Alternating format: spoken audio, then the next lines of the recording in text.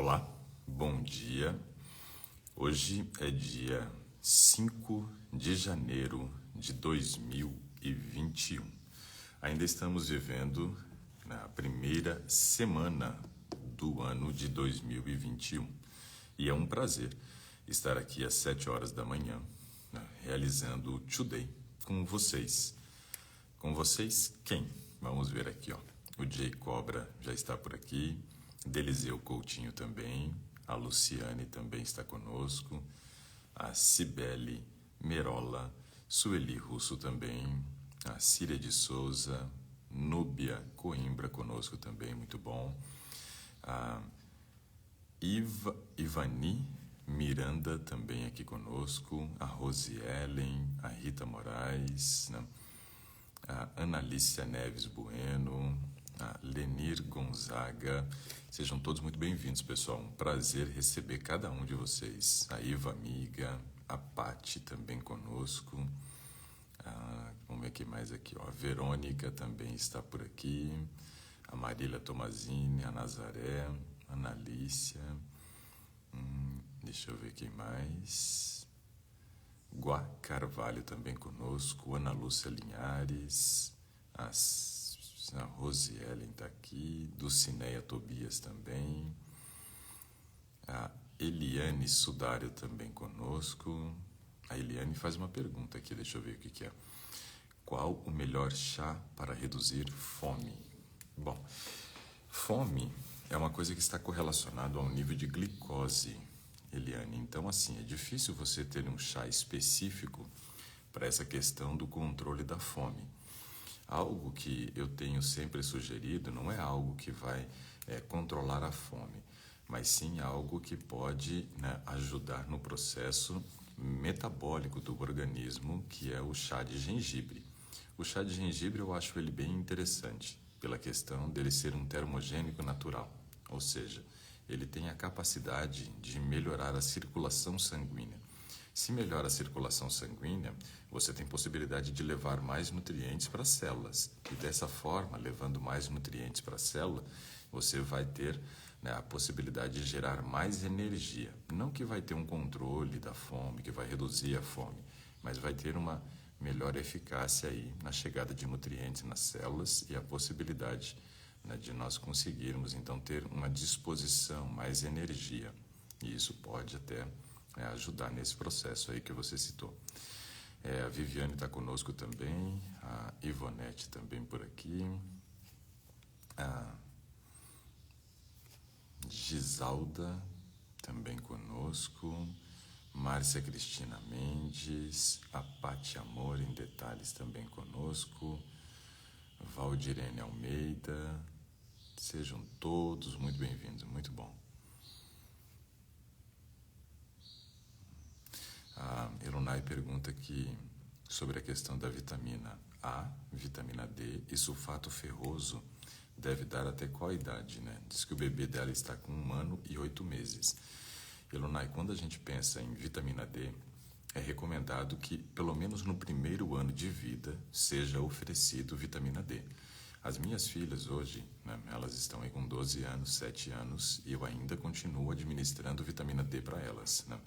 Não são todos os dias que elas vão brincar ao sol, que elas têm a possibilidade de tomar o sol e produzir vitamina D. Então, eu continuo oferecendo vitamina D.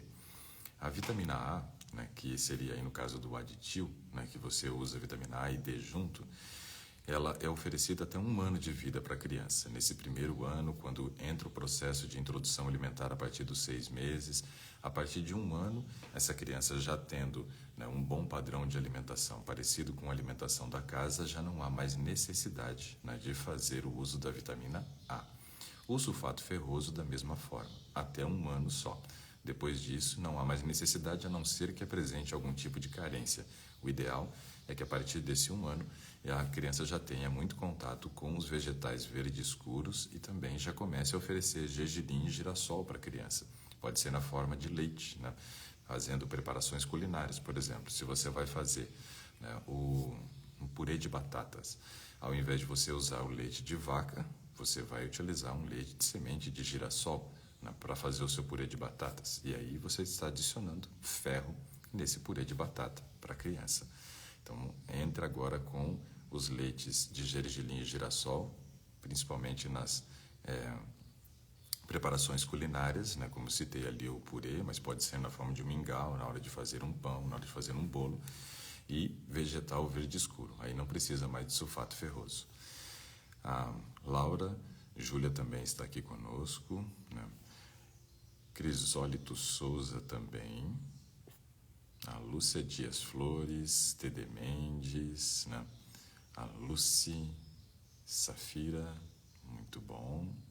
Sejam todos bem-vindos, pessoal. Deixa eu compartilhar com vocês aqui, uma informação a respeito ainda do Covid, né? Não tem como não falar. O Brasil vem mantendo nas últimas semanas uma média de mortos acima de 700 pessoas, né? Que eu acho um número muito elevado, né? Nós já tínhamos reduzido isso, já estávamos aí com um nível de mortalidade muito menor.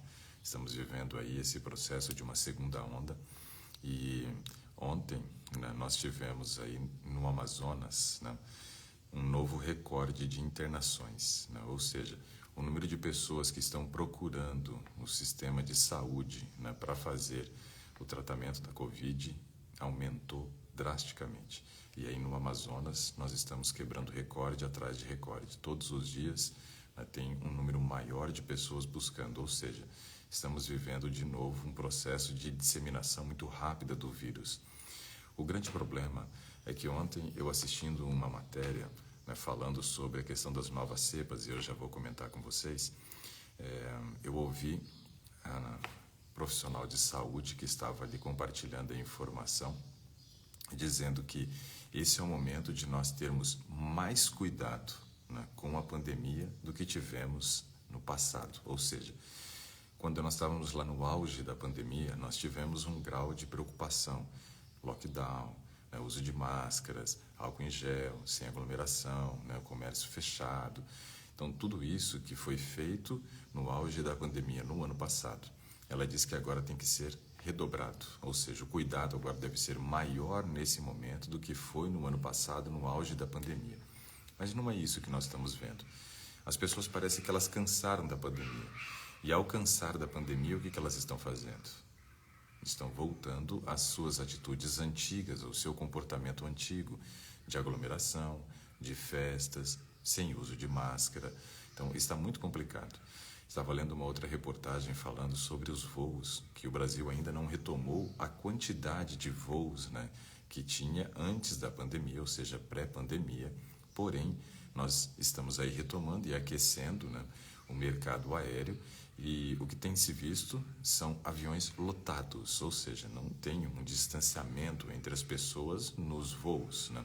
E além disso, tem muitas pessoas que não estão fazendo uso de máscara dentro do avião, mesmo que seja solicitado, mesmo que seja cobrado. Enquanto a comissária está ali ao lado, a pessoa coloca a máscara. Assim que ela se afasta, a pessoa vai e tira a máscara. Só que ela tem que entender que ela está se expondo a um risco, mas ela está expondo outras pessoas ao risco também. E eu sempre digo para vocês que saúde são 4 pilares: o físico, o mental, o social e o espiritual. Essa parte social tem como definição, né, eu digo que a definição de saúde social é o meu relacionamento com o meu próximo. E nós estamos percebendo um desrespeito nos relacionamentos, né, com as pessoas que você está próxima muitas vezes. Ou ela, ou você, né, tem cometido aí erros com relação a esse relacionamento social quando não há o uso da máscara, quando não há, por exemplo, né, essa questão de nós termos o cuidado de respeitar o próximo. E aí eu gostaria de compartilhar essa informação aqui com vocês antes de falar sobre as cepas. Uma parlamentar britânica, ela é presa na Escócia após admitir que embarcou em trem infectada com coronavírus. Então veja, isso daqui é desrespeito com o próximo.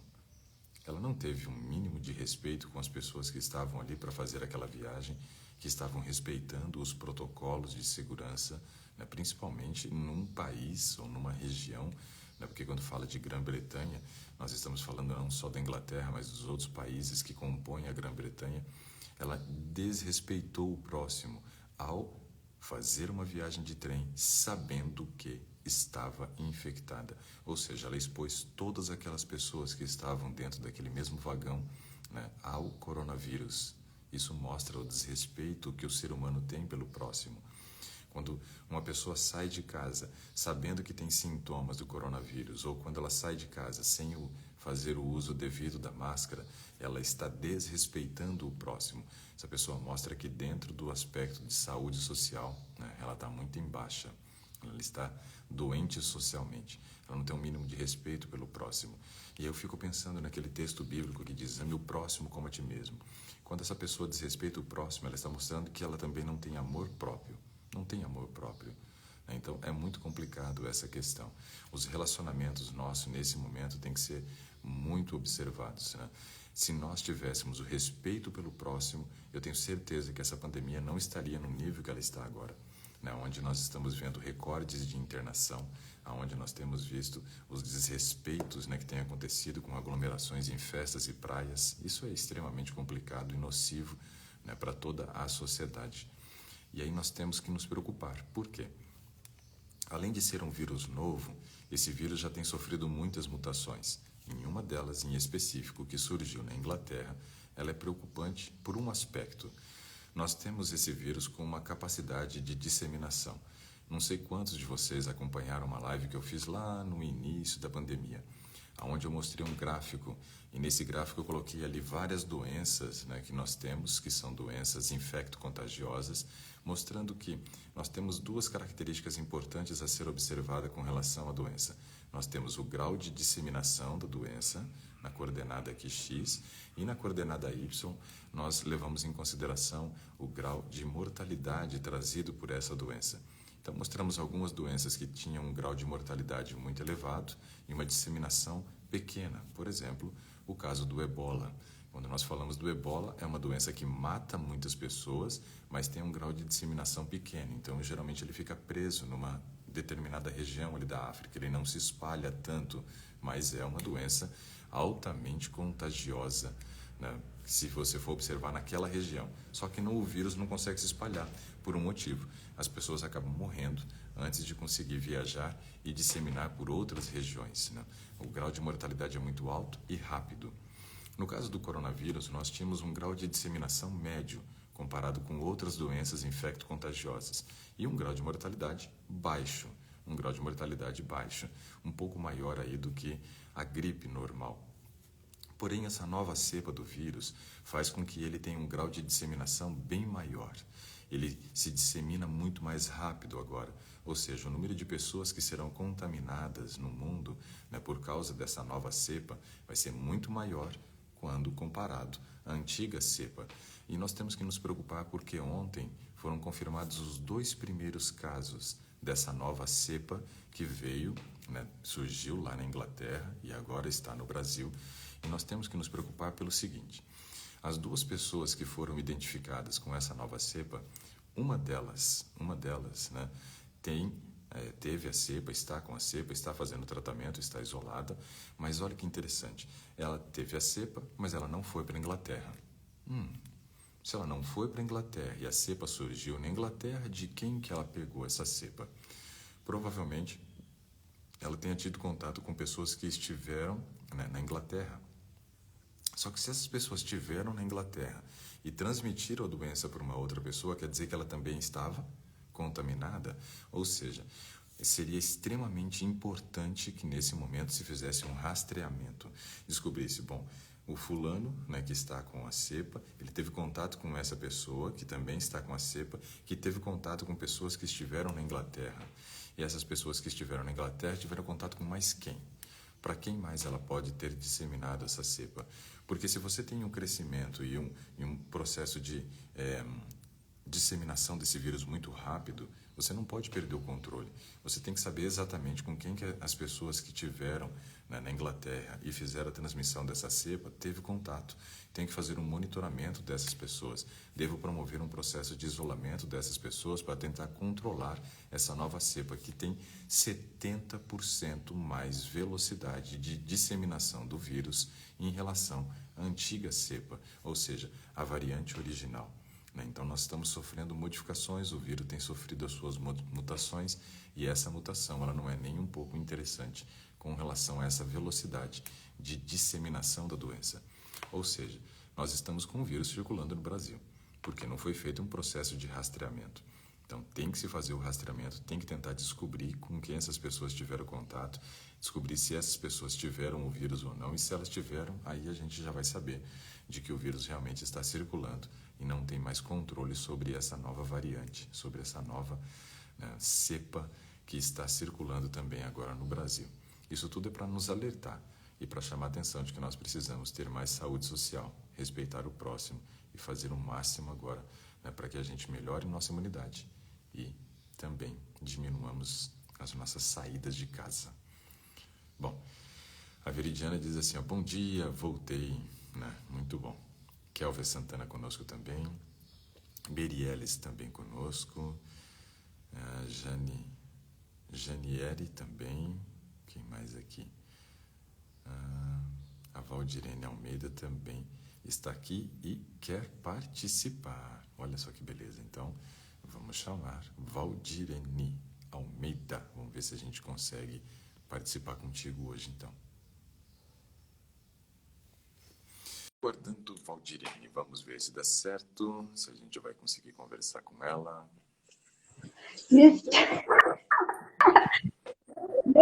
Sério, que eu nem acredito nisso. Então pode acreditar, Sabe aquele, viu só? Deus?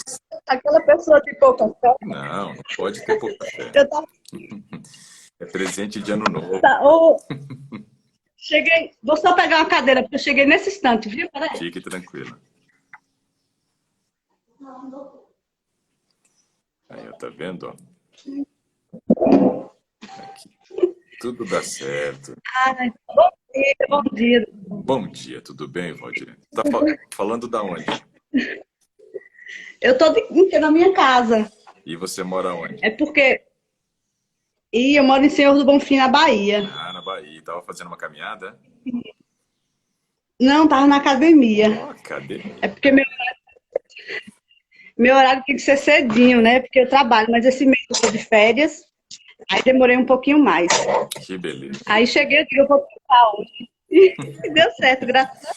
Olha só que beleza. Então a gente fica feliz. Bom, já tem que começar te elogiando, né? Primeiro que você já está aí, né, já apostas, né, para participar do Today depois de ter feito academia. Olha que coisa boa, né? Então já tem um elogio para tecer, né? Parabéns, né? Atividade física é fundamental, né? E eu já contei para vocês que quando uma pessoa diz para mim assim, eu não gosto de exercício, meu ouvido escuta outra coisa, né? Quero morrer, né? Então, assim, você está fazendo de tudo para viver, é isso, né? O que mais que eu posso te dizer? Isso, é que você tem aí a prática da atividade física como sendo uma constante para você. Olha, eu sempre gostei, desde adolescente, eu sempre fui muito de esporte. E aí, mas aí continuei, tem aqueles altos e baixos, né? Uhum. Mas a igreja também me ajuda bastante a potencializar esse meu desejo. Tem mais ou menos essa linha do doutor aí. Quando a pessoa diz que não gosta de atividade física, dá vontade de focar. Eu digo, não faz isso, né? A minha irmã mesmo é uma luta com ela. Ela nem aceita atividade, que não tem coragem, nem a mudança de alimentação, enfim.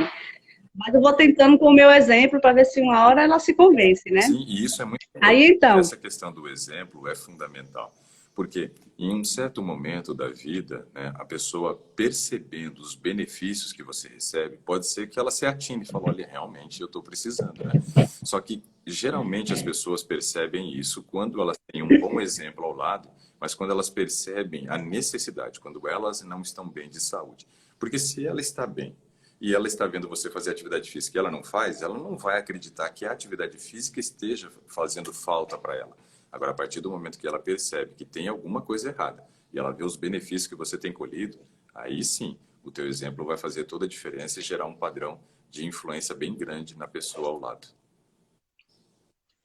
quando estou assim, nas minhas orações, eu digo, Senhor, me ajude, assim, a conseguir o máximo possível, assim, porque eu tenho medo, de uma certa forma, Deus está fazendo isso, e aí eu não demonstrar o resultado daquela história, pregar uma coisa e ser outra, né? Então, graças a Deus, a saúde tá mais ou menos, só no sentido que eu sempre tive problemas com anemia, né? Uhum. E aí, logo quando teve essa pandemia, eu acho que no mês de maio, mais ou menos, se eu não me engano, maio ou junho, lembro que Darleide fez uma proposta com a doutora Cleonice Pereira, parece, esqueci agora, É. para nós fazermos uma desintoxicação. Foi 3 dias, né? Só de sucos, depois 3 dias de cruz. E graças a Deus eu estava nesses dias em casa e consegui fazer. Pronto, aí passei esses dias, para mim foi perfeito. Eu adorei, amei, isso me ajudou muito. Ainda não consegui realmente ser uma vegetariana, porque eu ainda consumo ovo, Uhum. né? E às vezes aquela galinha caipira que minha mãe cria lá na chácara dela, e quando ela mata aquela galinha não existe. Mas enfim, aí, veja bem, a minha saga começou, acho que há uns. Eu comecei a descobrir mesmo há uns 2 anos atrás. Uhum. Eu fazendo atividade, eu estava correndo, e eu sentia que eu queria correr e não conseguia. Cadê a força, cadê a energia? E eu resolvi eu mesmo fazer um exame, né, de hemograma. E para minha surpresa, a minha ferritina 5,2. Nossa. Aí a médica disse assim para mim: Olha, eu vou lhe encaminhar agora para o hospital, que você vai tomar a bolsa de sangue. Aí eu digo: Não, vou não, doutora, misericórdia, que eu não quero tomar bolsa de sangue, não. Aí ela disse: Ah, mas é obrigada. Eu digo: Mas doutora, eu tô tendo minha vida normal, eu tô só. Aí eu fiz falar, só porque eu senti essa fraqueza, mas eu tô tendo minhas atividades normais. Enfim, eu saí de lá da clínica e fui, como eu sou técnica de enfermagem, Uhum. eu tinha um médico que eu confio lá no Hemoba. Então eu fui até o Hemoba, direto ao Hemoba. E lá conversei com ele, com o doutor. E aí o que foi que ele fez? Você não quer mesmo? Então vamos fazer um tratamento de 3 meses. Aí aquele velho tratamento, que foi com Biron Uhum. e como Cronobê, né? Acho que é Cronobê o nome, é umas É, injeções. injeção de vitamina Enfim, B12. fiz esse tratamento direitinho, aí comecei na alimentação, né? Gosto muito de tomar aquele suco de genipapo, que o pessoal fala que é muito bom, assim, Só o dinheiro que eu. genipapo, e aí eu vou tomando. E junto com combirão e tal. Mas aí depois eu passei e repeti, aí estava em 7. Pois é. E aí eu digo, não está bem, né? E aí intensifiquei de novo, continuei, aí comecei a tirar farinha branca, o açúcar muito pouco mesmo, a dose. Sim, aí nisso entrou a... Eu segui o doutor. Quando eu comecei a seguir o doutor, aí pronto, comecei a estar ouvindo tudo direitinho. E aí, resumindo aqui um pouquinho, quando foi semana retrasada, se eu não me engano, dia 28/12, eu acompanhando aí as suas dicas, eu por conta própria fui lá e solicitei eu fui fazer alguns exames. Foram poucos, mas foram aqueles que eu achei que seria interessante e por isso que eu queria mostrar. Uhum. Eu sei que foi pouco, mas teve um resultado para mim da ferritina que me surpreendeu. Eu sei que vai, de acordo com o doutor fala, eu vou precisar melhorar ainda, sabe? Uhum. Mas para quem teve 5, estou feliz. Só que eu preciso daquela orientação mais profunda do que é que eu devo fazer mais Certo. para adiantar. Então vamos lá. Vamos ver o que você tem por aí. Eu também não sei se é porque eu tinha um fluxo menstrual muito forte, era muito forte mesmo. Eu ainda não entrei ainda na menopausa, porque no mês passado ainda veio, bem pouquinho, mas veio, né? Mas era muito forte. Aí eu não sei se minha menopausa vai ser em dezembro, não sei. Mas eu tô esperando. Vamos ver o que vai acontecer. Então, Vai ser um ano de expectativa nesse aspecto, então. vai ser. E aí eu fiz o hemograma, né? Primeiro aqui tem um hemograma. Aí o senhor quer que eu diga assim, Márcia, essas coisas? Quer que eu fale, Márcia? Isso. Pode começar. Aí, a hemácia deu 4,12, Ok. hemoglobina 12,30. Tá. Tá. Aí na época, quando eu fiz, essa hemoglobina minha deu 8 alguma coisa. É. Então, para mim, já subiu um pouquinho, né? Não, agora 12. O hematócrito. 12 tá normal. 12 tá normal. O meu hematócrito agora está com 38,20. Ok. O VCM 92,60, Ok, ótimo. o MCH 29,70, Ok, CHCM 32,10, beleza. CHCM. Pronto. E aqui ele botou assim, variação do tamanho da HM, 12,40. Tá. Hoje 12,40. você não tem mais anemia. Hoje você não tem anemia. Amém. Agora está normal. Glória a Deus. E, e eu queria, assim, não sei se uma forma de testemunho ou de incentivo, toda a vida, eu sempre fazia meu hemograma, sempre dava aquela anemia, sempre dava. E hoje, devido à minha mudança de alimentação, eu fiquei tão feliz quando eu vi que parece que eu nem acreditei. Pois é. E assim, eu Vê o digo, resultado, viu? Porque sair de 8 para 12, como você disse ali, na hemoglobina, é uma diferença muito grande. Uma diferença muito grande. Você estava com uma anemia profunda quando você estava com sua ferritina em 5. Aí você percebe que somente usando alimentos, né, que eram fontes de ferro, você não conseguiu praticamente melhorar a sua ferritina. Saiu de 5 para 7. Teve que promover outras mudanças. E essas outras mudanças não foram só na questão de incluir fontes, mas sim de retirar coisas que são tóxicas. Eu digo que tem alimentos que as pessoas comem que deveriam ser mais considerados veneno do que alimento, né? Por exemplo, o açúcar. Açúcar não deveria ser considerado alimento, deveria ser um veneno. Tem um nutricionista americano que fala uma coisa interessante sobre o açúcar, e eu fiquei refletindo muito sobre isso que ele falou. Ele disse assim, ó, que o açúcar, né, é uma droga e que deveria ser liberado somente depois dos 18 anos para quem quisesse. Ou seja, então é como se fosse uma droga lícita, o açúcar, né? Deveria ser liberado depois dos 18. Antes dos 18 deveria ser proibido. Então, assim, tem determinados alimentos que você retirou que acabavam interferindo no seu nível de ferro. Não que eles fossem fontes de ferro, mas que eles sequestravam ferro, que eles interferiam no processo de absorção intestinal. Então, é muito importante esse aspecto. Açúcar é veneno. Além de diminuir 70% a nossa imunidade, ele ainda acaba prejudicando nessa questão do transporte do oxigênio, justamente por interferir na absorção do ferro. sem falar na melhora também na questão do trato intestinal mesmo. Eu era uma pessoa que passava 2, 3, até 4 dias sem ir ao banheiro. E hoje não, hoje eu vou uma, 2 vezes ao banheiro. Ótimo.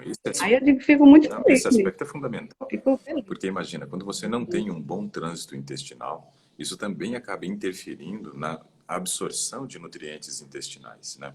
Ou seja, todo o processo de nutrição do nosso organismo, ele ocorre por conta do processo da digestão e absorção intestinal. Se o intestino ou está funcionando rápido demais ou lento demais, os dois casos acabam interferindo e acaba gerando processos de carência nutricional, acaba gerando processos, né, em que interferem no padrão de emoções, né, porque a nossa emoção tem muito a ver, porque é lá no intestino que é produzida a serotonina. A gente acaba interferindo no processo também da formação da microbiota intestinal, que é responsável pela nossa imunidade em boa parte. Ou seja, o trânsito intestinal ele é muito importante. E a retirada de determinados produtos que são pobres em fibras, como você falou, das farinhas brancas, né? E fazendo a substituição pela farinha integral, eu estou oferecendo mais nutrientes e estou oferecendo fibra para normalizar o funcionamento intestinal. Então, isso é muito importante. Quando você fala de farinha branca, tem uma coisa que eu queria destacar aqui, que eu acho muito interessante, Valdirene, que é o seguinte. Quando você olha para a farinha branca, ela está escrito assim, ó, farinha enriquecida com ferro e ácido fólico. Então, veja, você comia antes uma farinha que era enriquecida, entre aspas, assim, com ferro e ácido fólico. Ou seja, teria por que ter anemia? Não. Teria por que a anemia Pois é. ser a segunda maior carência nutricional no Brasil? Também não. Porque a maior parte da população se encharca de farinha branca. Tem gente que come pão de manhã, come macarrão no almoço e depois come pizza à noite. Ou seja, digamos assim, nos 3 momentos ele comeu farinha branca, enriquecida com ferro e ácido fólico. Se tem uma coisa que essa pessoa não poderia ter de maneira nenhuma, seria anemia. E como que a anemia é a segunda maior carência no Brasil? Porque isso que é Isso é. adicionado na farinha não é absorvido, ela não é natural da farinha. Já a farinha integral não é enriquecida com ferro e ácido fólico, já tem o ferro e ácido fólico presente no trigo normal.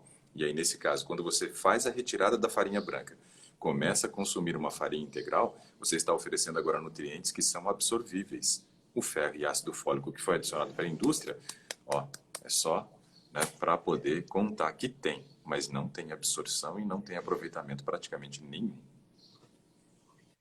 E a gente, quando a gente fica aprendendo essas coisas, pelo menos para mim, eu fico numa loucura para que as pessoas também se convençam, que elas entendam, que aceitem. Eu fico passando as dicas para as pessoas, mas assim, eu fico assim, um tanto frustrada que eu vejo que as pessoas não levam tão a sério. Essa questão da anemia mesmo, eu tenho observado, é uma boa parte da humanidade que sofre com isso, né? E às vezes você quer dar umas dicas, as pessoas não aceitam, não concordam. Eles querem, eu sempre digo, porque quando chegam os pacientes lá hipertensos, né? Eu sempre digo que aprendi também a dizer que o medicamento, ele vai só mascarar, ele vai mascarar a sua hipertensão. Mas para você ficar curado, é diferente, vai ter que ter toda uma mudança alimentar. Hipertenso, ele não gosta de beber água, ele não ingere água, muito pouca água. Eles acham que porque toma aquele comprimidinho já está ingerindo água.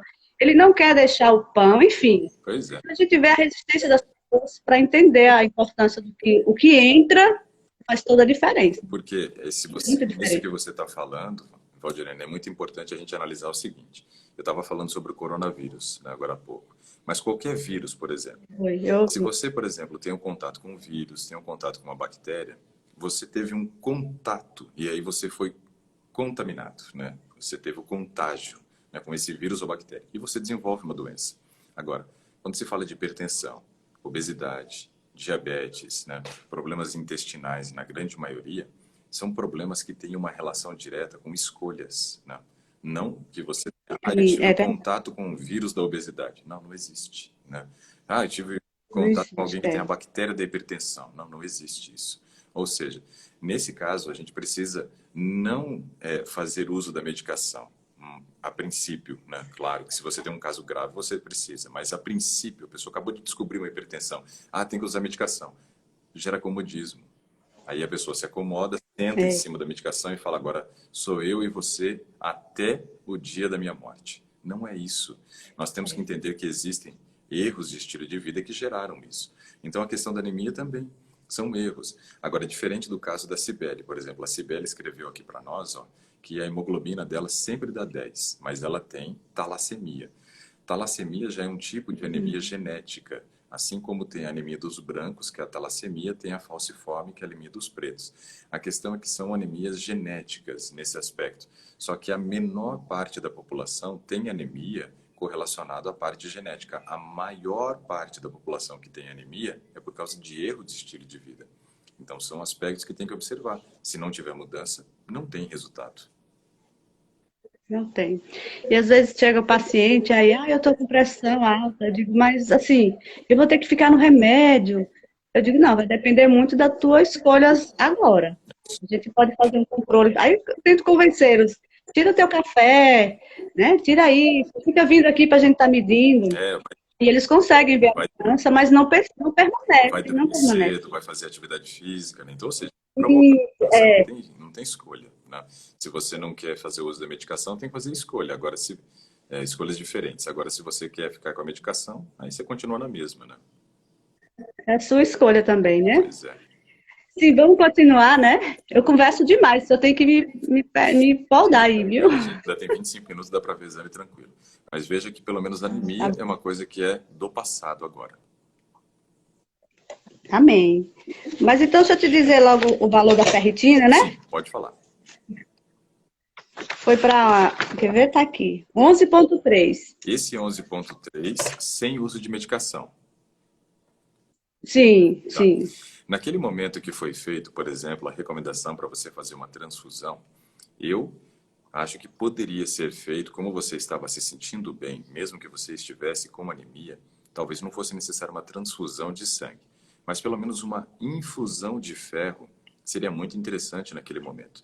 E ainda acho que continua valendo essa recomendação da infusão, porque você está agora... Doutor... Sim, pode falar. Desculpa interromper. Desde quando eu ouvi o senhor, até então, eu tinha ouvido falar sobre a infusão de ferro. Então, desde que eu ouvi o senhor falando aqui nas lives, e aí na minha cidade eu comecei a procurar.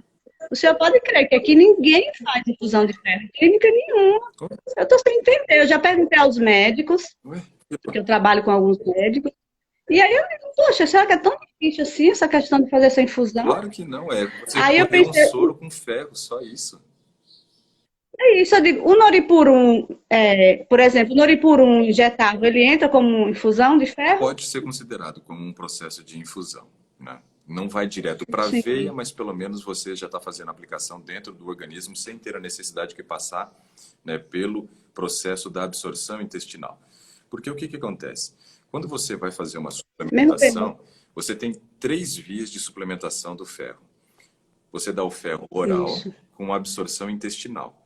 Esse é a pior forma, digamos assim, de você fazer uma correção para quem está num estágio muito ruim, né, de anemia ou de nível de ferritina. Por quê? Porque você vai fazer a absorção oral, você vai fazer a ingestão oral, vai cair esse ferro no intestino e ele precisa passar pelo processo da absorção. E eu não sei como está o intestino dessa pessoa. Pode ser que a permeabilidade intestinal não esteja boa e ela não consegue fazer uma boa absorção. Pode ser que ela não tenha ingerido junto com fontes de vitamina C e não vai ter um bom aproveitamento. Ou seja, dependendo do caso, eu não vou partir para a via oral, que seria a sua sugestão, eu não iria para a via oral. Segundo, eu posso fazer através, né, da via intramuscular, aí no caso, né, que seria quando você faz injeções, né, de ferro. Aí, nesse caso, foi o que você acabou de citar agora, de poder fazer através de injeção. Então, essa é uma segunda via, muito boa também, se a gente for comparar. Mas eu ainda tenho a infusão que é melhor. Por quê? Porque uma eu tenho que jogar no músculo e eu vou ter que sair do músculo, esse ferro, para a corrente sanguínea. A outra eu já coloco direto na corrente sanguínea. Mas tanto a injeção quanto a infusão são muito boas. E a transfusão, que seria um quarto modelo, só que transfusão a gente faz para quem?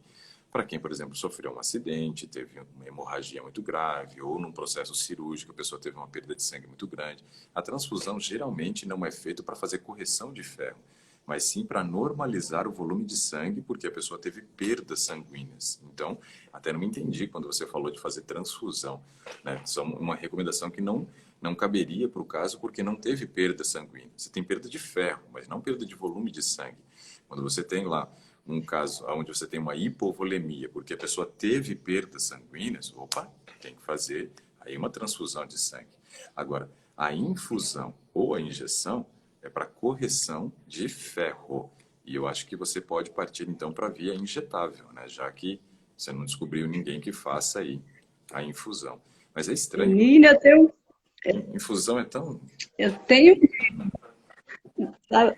sabe aquele negócio? Na hora de eu aplicar é bom, mas eu tenho medo daquela agulha do Noripurum, que misericórdia. É, É toda uma técnica para aplicar ela, e aí eu não confio em todo mundo para fazer aquela técnica, né, de aplicar o Noripurum.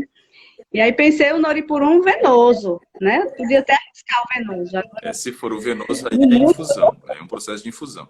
Então, mas aí o Noripurum venoso é o que as pessoas geralmente fazem. Eles pegam e colocam o ferro para correr junto com o soro. É isso que é um processo de infusão, vai entender. Mas venoso daria, né? Seria uma opção. Porque mas, o seu nível de ferritina ainda está muito baixo, ainda está muito baixo, né? é, Ou seja, você pelo menos já conseguiu vencer o estágio da anemia, que antes você estava com anemia, agora você só está com ferritina baixa. A gente sabe que 10 é o mínimo, né? E você está em 12, né? Você falou? Quanto? 11,3. 11,3. Bom, pelo menos você já está Isso. dentro do mínimo, mínimo. Só que É, daqui para cá, está muito perto, né? A gente precisa levar isso lá para é. cima.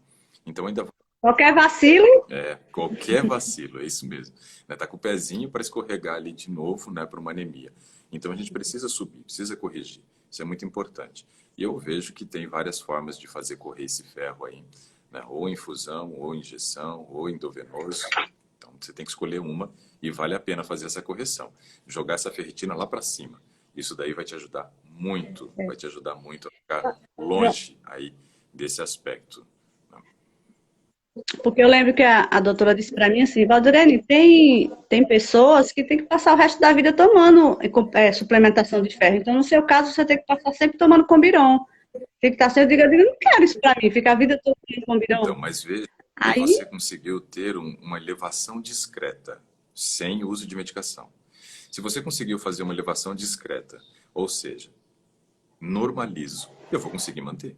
Eu não vou ter a necessidade, talvez, de fazer o uso do Combiron. Eu vou ter que fazer o uso de um padrão de alimentação que me ofereça boas fontes de ferro associado à vitamina C para que eu potencialize a absorção. Você já provou de que você consegue gerar esse aumento discreto, ou seja, pelo menos manter aquilo que você já tem, você é capaz. Você talvez não seja capaz hoje de normalizar, chegando até aquele nível de pelo menos 50 de ferritina para ter uma margem de segurança. Então, você não vai conseguir isso através da alimentação. Mas a manutenção, eu não vejo dificuldade, não. Todas as pessoas têm a possibilidade de fazer manutenção com o padrão de alimentação. Se não fosse assim, né, o que a gente teria, né, hoje seria a maior parte da população dependente do uso de medicação, né, para poder fazer a manutenção do ferro. Só que tem gente que nunca vai ter anemia na vida. Ué, por que essa consegue e a outra não consegue? Talvez porque uma esteja oferecendo a fonte de ferro associado a uma vitamina C e o outro não. Nós sabemos hoje que em determinadas regiões do Brasil, principalmente no Nordeste, nós temos período de muita restrição alimentar, né? Quando a gente olha para aquelas regiões onde sofre o processo de seca, então você acaba tendo uma disponibilidade de alimento muito pequeno, principalmente alimento de origem vegetal. Seca tudo, né? Seca tudo. E aí o pessoal tem lá o arroz, o feijão, a carne e a farinha. Isso geralmente eles conseguem. Mas as opções das hortaliças folhosas de verde escuro, né, não tem. Então isso tudo acaba fazendo com que a pessoa tenha um risco maior de carência. Mas na maioria das regiões do Brasil, a oferta de alimentos fontes de ferro é gigantesca. Então eu não vejo uma dificuldade de fazer manutenção. Correção é uma coisa, manutenção é outra. Entendi. Então, vamos lá. Outra coisa que eu fiquei, assim, preocupada só por causa dos valores, que eu não entendo, mas foi por causa do valor. O leucograma, que deu 3.400, 3.400. Leucócito? O leucograma. Oh, desculpa, o leucócito. Leucograma é todo o processo da série branca, mas o leucócito deu 3. Isso, 3.400. Você tá ruim. Aí eu digo, vixe. Está ruim. Hã? Tá ruim. Não tá? Pois é. Que eu fiquei olhando aqui as referências. O mínimo era 4.000, mas o leucócito representa o quê, doutor? 4.000? É assim, alguns laboratórios estão considerando 4.000. Hoje já nem usa mais 4.000, já se usa 4.500, né? De 4.500 a 11 para leucócito. O daqui botou 4. Bom, Mas o leucócito... leucócitos é uma das células, né, que compõe o nosso sistema de defesa. Talvez a mais importante. Por que a mais importante?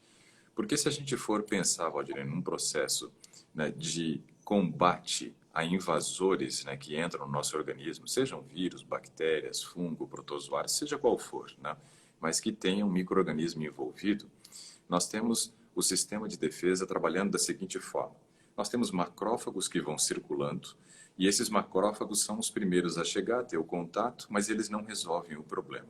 E aí eles chamam um leucócito, que está lá na torre de comando. Aí vem o leucócito. O leucócito ele é produzido em todas as nossas regiões de linfonodos, né? Muito na região do pescoço, né? Na região da axila, região de virilha e no intestino. Ali a gente vai estar produzindo esses leucócitos. Eles são produzidos, a grande maioria, na forma de leucócito T naive. Leucócito T, porque eu tenho o T e tenho o tipo B. O naive quer dizer virgem.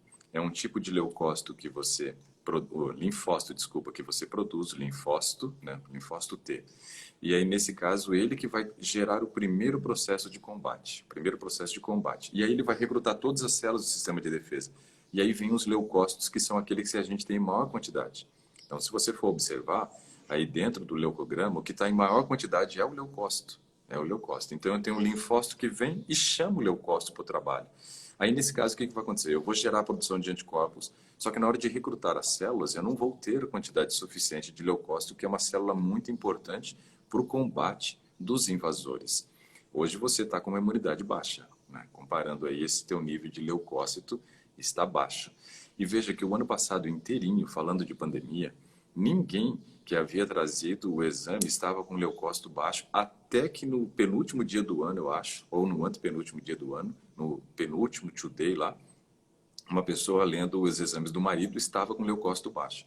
Agora já comecei o ano, né, ouvindo isso. No segundo Today do ano, você já trouxe aí número de leucócitos baixo, né? Ou seja, temos que tentar identificar, Valdineno, por que que você está aí com o seu leucócito baixo. A gente tem que fazer uma E me investigação. preocupei, Você, porque trabalho direto pois, com pacientes, né, pois, com pandemia. pois é, você está na linha de frente, né? E aí minha pergunta para você é a seguinte: você tem alguma doença autoimune? Pois é, não sei. Tá? Não sei. Eu, sinceramente, eu pensava assim, quando eu estava com esse negócio, com essa luta, com essa anemia, eu ficava pensando, meu Deus, será que eu tenho algum problema no intestino? Por quê? Minha mãe fala que quando eu era bem recém-nascida, mesmo, bem pequenininha, eu tinha um problema muito grande intestinal. Ela disse que, antigamente, disse que o pessoal, quando estava morrendo, botava uma vela na mão e ficava esperando morrer aquela criança. Ela disse que por 3 noites eu fiquei com essa vela na mão, eles esperando eu Meu morrer. Deus. Porque disse que tudo que eu comia saía lá embaixo. Hum, E aí, então, eu tô aqui, né? Mas eu fiquei, será que eu tenho alguma coisa no meu intestino que eu não sei, que me dá essa anemia? E aí, não sei, mas aí fiquei mudando a alimentação, aí o senhor tá vendo o resultado. Agora, assim, não faço tratamento de medicamento nenhum, não uso medicamento nenhum, a não ser esse Comburon. uhum. Então, se eu tenho alguma doença, eu não soube, nunca descobri. Eu acho que a gente pode, de repente, entrar com alguns suplementos, né? Um deles é uma pessoa até fez a pergunta aqui de como fazer o uso dele, ó, que é a N-acetilcisteína, né? A N-acetilcisteína é um aminoácido e esse aminoácido deve ser tomado na dose de 500 miligramas e ele tem um papel muito importante no aumento da nossa imunidade. Deve ser utilizado junto com uma refeição, né? Porque um aminoácido precisa ser absorvido junto com os outros aminoácidos provenientes da proteína do alimento. Então, N-acetilcisteína já pode anotar. Esse vai ser um daqueles que a gente vai precisar tomar para tentar aumentar. Mas, além disso, eu gostaria que você investigasse um pouquinho e você fizesse um exame. Mesmo a gente não tendo sintomas de nenhuma doença autoimune, eu acho que vale a pena você fazer um exame de FAM, né? Porque aí, o FAM, ele é um exame muito voltado para a gente diagnosticar se tem alguma doença autoimune. E tem doenças autoimunes que acabam gerando uma diminuição da produção de células, né, do sistema branco do sangue, de defesa, né? E aí vale a pena a gente dar uma investigada. É óbvio que eu não vou sair dizendo o nome de doença aqui, que seria, né, muito, sei lá, fanatismo da minha parte, radicalismo e tal. E eu não vou fazer Vamos isso. dizer assim, precoce. É, claro, não vou ficar botando caraminhola na tua cabeça aí à toa. Mas eu faria o exame e se der alterado, aí a gente começa a fazer exames específicos depois para tentar descobrir que doença poderia ser que está afetando. Se não for nenhuma doença autoimune, às vezes será falta de alguns, né, nutrientes que a gente vai oferecer na forma de suplementação e isso já vai gerar os resultados que a gente espera, tá? Então, esse Doenças, aspecto é importante. doenças autoimunes. Por exemplo, qualquer que seja a doença autoimune, eu não teria nenhum sintoma, nenhuma coisa para que pudesse despertar isso, Tem no doenças caso? autoimunes que elas são silenciosas, que podem estar no início e Ah, aí você ainda não tem sintomas clássicos da doença, mas eu acho que pelo menos a sim. investigação do FAN já vale a pena. Deu normal, a gente parte para outras coisas. Não deu normal, aí a gente vai fazer algumas, né, investigações pensando em doenças autoimunes que afetam, né, o sistema da série branca. Eu tenho algumas aqui, mas eu não vou citar. Óbvio, né? Para que eu vou gerar? Ai, vou ficar, vou morrer de curiosidade, não vou nem Claro dormir. que não, vai morrer de curiosidade. Você nem fez o fã, depois de repente eu começo a falar do você Ela- já começa a pensar e vai afetar o teu emocional, né? Porque você vai falar, meu Deus, será que eu tenho essa doença? Será que eu tenho essa? Será que pode ser essa? Você nem fez o fã. Só vamos pensar É nessa por doença aí. se o fã der alterado, se o fã der normal. Aí você ficou sofrendo por antecipação à toa? Ah, para. Então tá É não. por aí, viu? É por aí. É que eu vou começar a ficar pensando já. Então, não tem que Mas pensar, tem que enfim. fazer o exame. Depois do exame, a gente começa a pensar, né? Você sabe que pessoas ansiosas, né, dizem que de cada 10 preocupações, ou seja, está sofrendo por antecipação, de cada 10 preocupações que a pessoa tem, uma só se torna em realidade. Então, eu não vou fazer isso contigo. Então, Eu melhorei bastante, né? Em oração, pedindo muito a Deus, oração para diminuir minha ansiedade, porque eu sou realmente né? ansiosa. E aí eu vou ficar Mas, botando pilha ainda na tua ansiedade, até parece. Você tem exame de vitamina mas eu vou me D12? preocupar. Tem, Como é que tá? deixa eu ver aqui. Eu só fiz o colesterol total, que deu 162 o O total. total está ótimo, né? Se a gente for observar. Agora tem que observar as frações, né? Como você faz atividade física, o É, seu HDL vai estar no nível próximo de normalidade, se não normal. então, deixa eu ver aqui. Deixa eu botar pela ordem, viu? Falta só três. Fica tranquilo. Foi a vitamina D, que também deu baixa, a vitamina D. É, Deu 27,20. eu ia perguntar dela também. Isso afeta muito a imunidade, né? Então veja que a gente já tem uma carência nutricional aí que precisa ser corrigida. No caso 27, né, nós temos que trabalhar com pelo menos uma dose de 7.000 UI diária por um período de 90 dias, 3 meses. Vitamina De D, quê? vitamina D3. 7.000 UI junto com a refeição ou do de jejum ou do almoço, que são refeições que a gente vai ingerir gordura. À noite a gente não deveria consumir gordura, por um período de 90 dias para fazer essa correção. E entendo que, fazendo essa correção, já posso ter o aumento da imunidade, talvez não tenha nada a ver com fã, doenças autoimunes. Vitamina D, Eu digo, esse mês eu vou estar de férias, eu vou para a praia e eu vou recuperar essa vitamina D, em nome de Jesus. que não tem praia.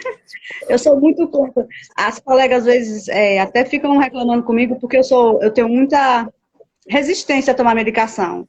A medicação para mim é no último caso. Eu tento todos os remédios que o Senhor me concedeu. Eu procuro fazer todas as mudanças possíveis, mas eu só vou mesmo para a medicação depois que eu já tentei e não deu E certo. agora, não vai para medicação, você vai por uma suplementação. Então, não entenda isso como medicamento. Medicamentos são aqueles que vai ter bula com contraindicação. Esse não tem, isso é vitamina. É. O ácido fólico, ele colocou assim, superior a 24,80. Tá bem alto.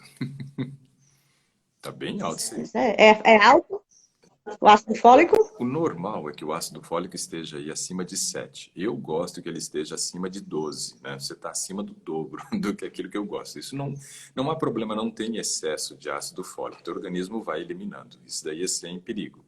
Mas é raro encontrar assim acima de 24, né? Você come muito vegetal verde escuro? Gosto, como. Quase todo dia eu tomo suco verde, uso muito Não brócolis, é por né? isso que seu ácido fólico deu lá em cima, porque a principal fonte de ácido fólico nossa são os vegetais verdes escuros. E não quer dizer que seja preocupante que você esteja gerando algum problema. A gente se preocupa com vegetal verde escuro quando a pessoa tem problema renal, porque aí ele tem muita concentração de potássio e de fósforo, que são dois minerais que sobrecarregam a função renal para quem já tem problema renal. Ah, eu uso pensando no ferro, né? Porque disse que era bom, que eu sempre faço com abacaxi, com laranja, tudo era para tentar levantar ferritinho. Agora você vai A corrigir o seu hemoglobina, ferro e trabalhar para manutenção. pronto. A hemoglobina, esses exames foi tudo eu que copiei aqui do doutor falando. Bacana? A hemoglobina glicada, né? Hemoglobina glicosilada, 5,4. Tá ótimo, tá dentro do padrão de normalidade. A gente só começa a se preocupar com o exame de hemoglobina glicosilada ou glicada quando ele chega no padrão de 5,7. De 5,7 para mais já é um risco aumentado para diabetes. Ou seja, hoje você tem um baixo risco para diabetes. Amém. E a B12 deu 178. Eu desconfiei que ela estava baixa, porque B12 também tem muito a ver com a parte do sistema imunológico. Então, veja, você tem alguns motivos para estar com sua imunidade baixa, né? Seu nível de ferro ainda é baixo, é normal, mas é baixo, que afeta. Nós temos uma vitamina D baixa, temos uma B12 baixa, ou seja, tinha todo o padrão aí, né, necessário, digamos assim, para já começar a apresentar alterações na parte imunológica. Então, nós temos que fazer essa correção da sua vitamina B12. Como ela está abaixo de Isso aí, 200, isso aí já vai me levar para alguma direção de alguma doença autoimune, tá vendo? Diga não, aí, por favor. isso vai tirar você da direção de uma doença autoimune, né? Ah, é? Com essas Amém. carências, eu já começo a acreditar muito mais que seja algo correlacionado a carências nutricionais e não a uma doença autoimune em si. Mas ainda assim, Ah, vamos amém. fazer o fã para tirar agora a minhoca que eu botei Oh, na cabeça aí, né? Não vão ficar com essas minhocas aí na cabeça, não. E veja só, Nós temos que fazer a correção da sua vitamina B12 com injeção, porque ela está abaixo de 200. Então, você vai tomar aí pelo menos 6 injeções de Citoneurin 5000, ou pode ser a Crono-B novamente, né? Mas quando você tomou a Crono-B, você avaliou enquanto estava e para quanto foi ou não? Não, né? Esse é um dos aspectos que eu mais reclamo quando a pessoa, por exemplo, precisa fazer uma correção e recebe indicativo de fazer um uso de injeção. A Crono-B ou a Citoneurin, as duas são boas, né? A Crono-B diz que tem melhor aproveitamento, mas ela é mais cara e bem mais difícil de encontrar, né? Então pode ser Citoneurin ou Crono-B, tanto faz. 6 injeções dela. Só que o ideal é que a gente faça o seguinte: nós precisamos, Valdilene, saber em que nível está a sua vitamina B12, para que depois de 3 meses eu saiba para onde foi a sua vitamina B12. Será que realmente eu consegui normalizar? Qual foi o aproveitamento que eu tive? 6 injeções foi suficiente? Será que não precisava de 8? Ou seja, se eu não tenho um exame prévio me dizendo que nível que está a B12 e um exame posterior que eu vou fazer para comparar qual foi o resultado, eu fico sem dados. Você já fez o uso de Crono B, mas eu não sei de nada. Eu não sei o que ela gerou de benefício ou não. Eu não sei se ela cumpriu a função ou não, se a quantidade de injeções foi suficiente ou não. Ou seja, a gente fica sem referência. Então, nós precisamos ter essas referências. O diferencial que tem, assim, especialmente do doutor, é isso. Eu não sei se todos que nos assistem vão concordar, mas geralmente quando a gente vai ao médico, ele não dá tanta explicação, não é tão detalhado. Eu fiquei sabendo da questão de nós repetirmos depois da medicação aqui nas suas lives. Então eu tomei as injeções, mas ninguém falou assim, você tem que repetir, para a gente ver como se subiu, se não. E aí pronto, fiquei por isso. Mas agora mostrando os exames, eu estou nessa consciência de eu fazer o que o doutor está dizendo. Depois de 3 meses eu pretendo sim repetir. E sabe o que é interessante? Quando você tem a possibilidade de ter um exame prévio, onde você enxerga uma foto, né? Ó, eu sei onde eu estou, faço as correções, eu sei para onde eu fui, ou seja, eu tenho agora consciência de onde que eu estou depois das correções, e depois eu vou fazendo exames, eu começo a entender o seguinte: cada indivíduo é diferente um do outro. Cada indivíduo é diferente um do outro.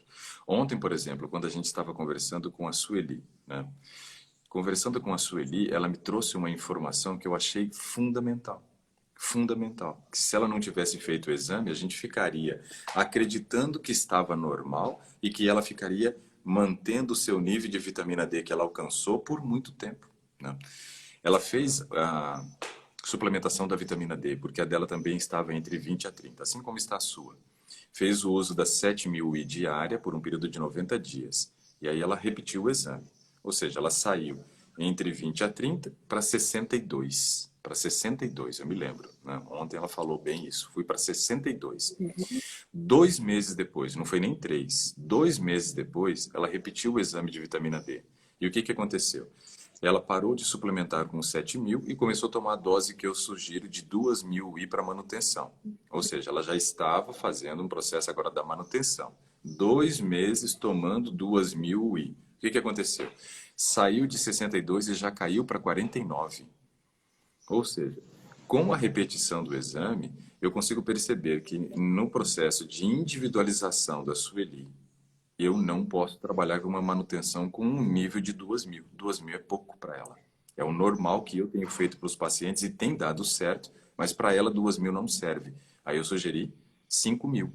E aí, em vez dela usar 2.000 diária, que daria, né, um total aí de 14.000 semanal, ela vai fazer o uso de 35.000, né, fazendo 5.000 diariamente por semana. Ou seja, essa questão da realização do exame, Valdilene, dá a possibilidade da gente perceber como que nosso corpo reagiu à suplementação, mas como que ele também reage com uma dose de manutenção ou até mesmo sem o uso da vitamina D.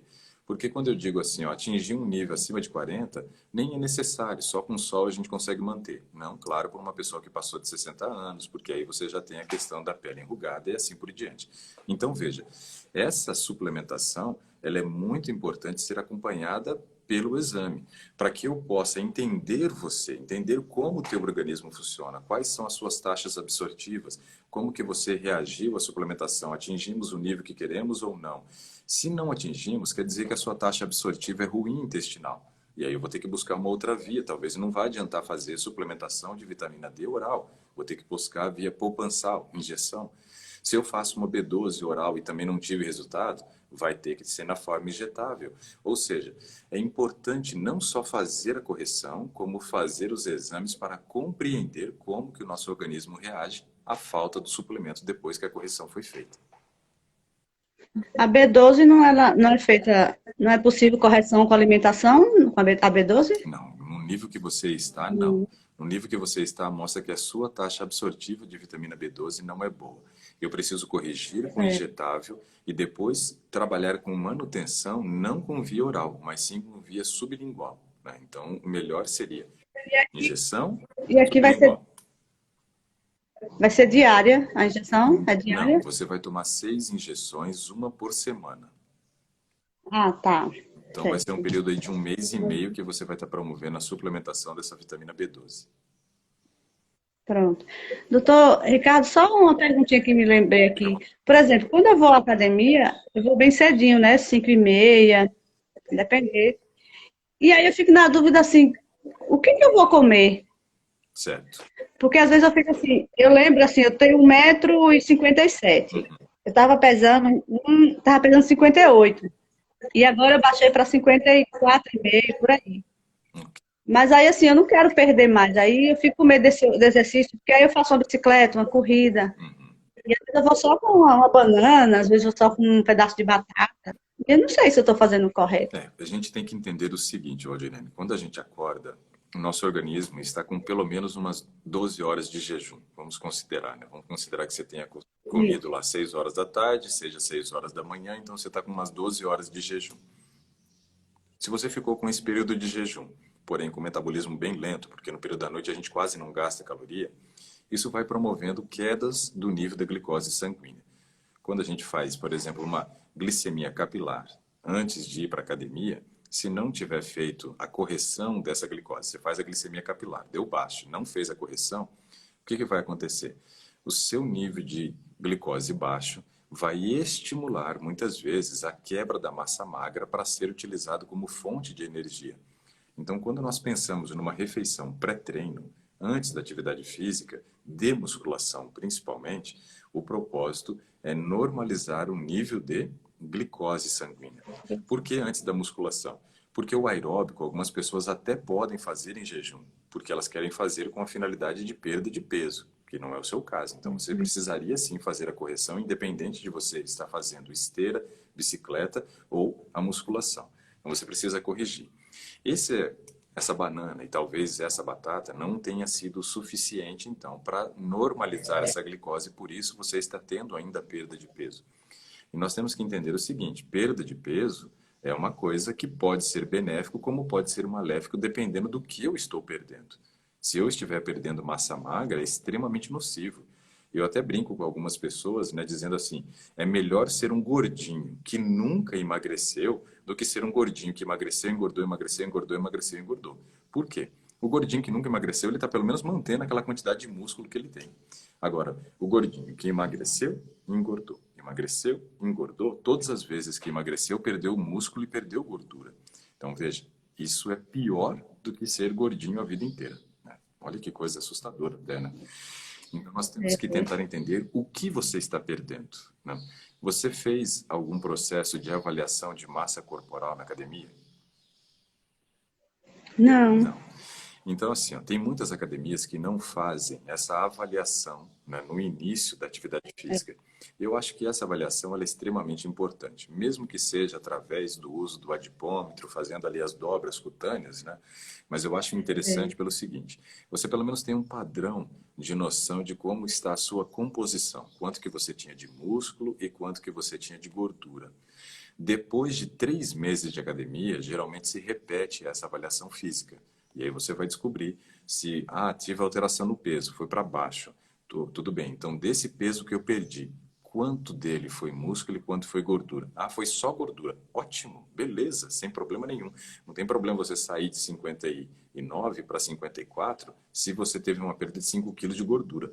Agora, já seria um problema se você saiu de 59 para 54, perdendo aí 2,5, por exemplo, de gordura e 2,5 de músculo. Opa, tem algum erro. Qual erro? Talvez na refeição pré-treino. Percebe que, mais uma vez, sem ter o exame, não tem como a gente entender o que está acontecendo? Lá nós estávamos falando de exame bioquímico, né? Quando eu estava falando de vitamina B12, de vitamina D, de anemia. Agora nós estamos falando de um exame físico.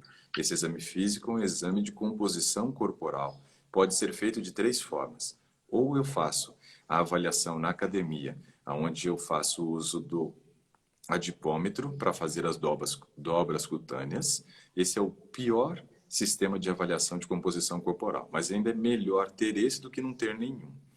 O segundo, que é muito bom, é a bioimpedância. A bioimpedância é muito boa. Se tiver uma bioimpedância in-body, né, ou seja, um tipo diferente de bioimpedância, é melhor. Por quê?